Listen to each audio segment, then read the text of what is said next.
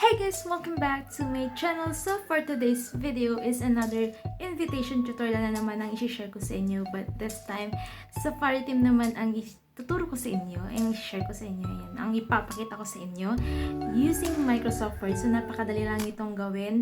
So buksan nyo na yung mga computer or laptop nyo at sabayan nyo na ako sa paggawa ng invitation na ito na Safari team. So sa mga naghahanap dyan, eto, swak na ito para sa inyo at napakadali lang ito, as in, I swear, napakadali lang ito. Kung sakali nga pala na mabilisan kayo sa video na ito, merong dito, dyan, may setting dyan na kung saan pwede nyo i-decrease yung speed, pwede nyo babaan yung speed, pagbagalin ng konting speed kung sakaling mabilisan kayo sa video nito para masabayan nyo lahat ng steps na gagawin natin para sa Safari team na invitation. So, ano pang hinihintay natin? Start na natin using Microsoft Word ang Safari team.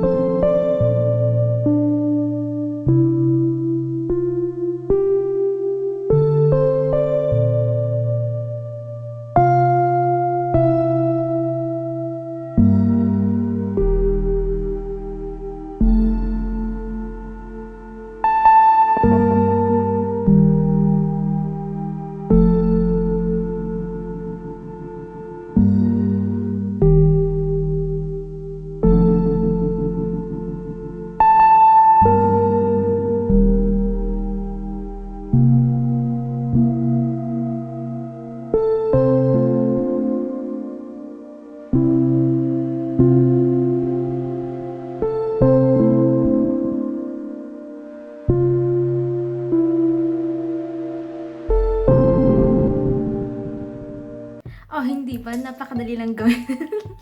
Hindi ba napakadali lang gawin itong invitation nito using Microsoft Word. So, meron ka na kaagad instant na invitation para sa event or sa pwedeng binyag or pwedeng sa birthday ng anak mo, pamangkin mo, kamag-anak mo, inaanak mo, lahat na.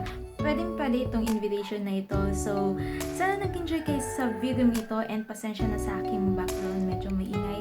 And thank you so much for watching. Sana nagustuhan mo itong video na ito. Don't forget to like and subscribe. So, see you sa aking next video.